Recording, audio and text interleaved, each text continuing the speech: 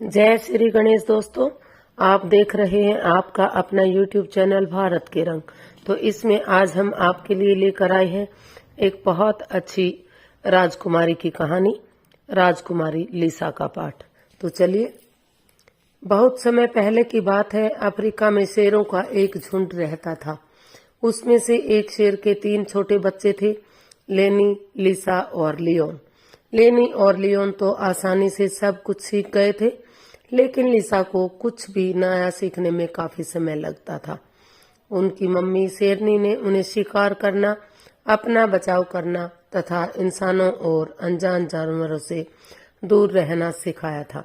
उन्हें यह भी सिखाया कि दहाड़कर अपना बचाव कैसे करना चाहिए तथा पीने का पानी कहाँ खोजने जाना चाहिए।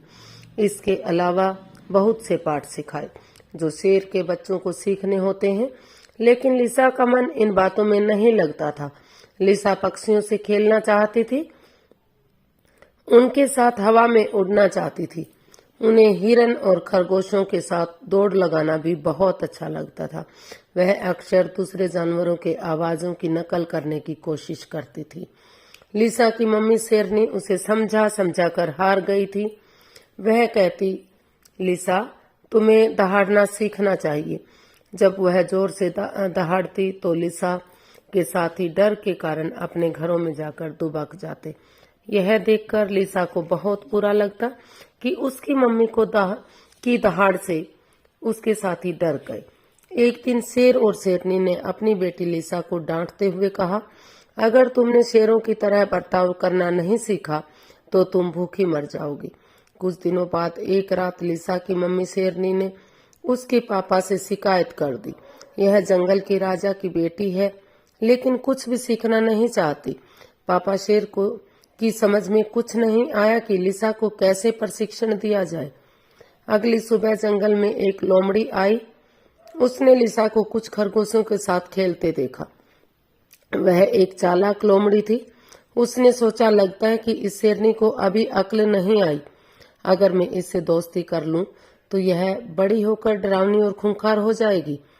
तब हम बड़ी आसानी से जानवरों का शिकार करेंगे और मुझे भूखा नहीं रहना पड़ेगा। अगली सुबह जब लिसा खरगोशों के साथ खेल रही थी तो लोमड़ी ने उससे दोस्ती कर ली। लेकिन लिसा को यह देखकर हैरानी होने लगी कि रोजाना उसके साथी खरगोश कम होते जा रहे थे। लिसा यह नहीं समझ पा रही थी कि अचानक खेलते खेलते उसके खरगोश साथियों की संख्या कम क्यों हो रही थी, क्योंकि अगर उनमें से कोई भी खरगोश अपनी मर्जी से कहीं जाता तो वह उसे बता कर जाता। लिसा कोई मूर्ख नहीं थी। अब वह बड़ी हो गई थी।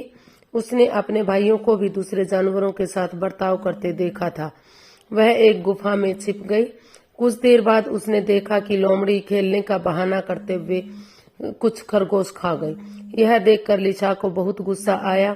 अगले दिन लिसा ने लोमड़ी को देखते ही जोर से दहाड़ मारी। लिसा की दहाड़ से लोमड़ी घबराकर भाग खड़ी हुई। तभी लिसा की मम्मी शेरनी उसकी आवाज सुनकर बाहर आई। अरे वाह, आज तो तुम सचमुच राजकुमारी लिसा बन गई। मम्मी ने उसे गले से लगा लिया। दुष्ट लोमड़ी फिर कभी वहां लौट कर नहीं आई। तो कैसी लगी दोस्तों ये कहानी? अगर आपको कहानी अच्छी लगी तो प्लीज लाइक करें, शेयर करें, सब्सक्राइब करें, कमेंट्स करना बिल्कुल ना भूलें। प्लीज सब्सक्राइबर बढ़ाइएगा, कमेंट्स कीजिएगा, लाइक कीजिएगा, ताकि मैं इसी तरह आपके सामने नई नई कहानियां लेकर आऊं। कल एक नई कहानी के साथ दोबारा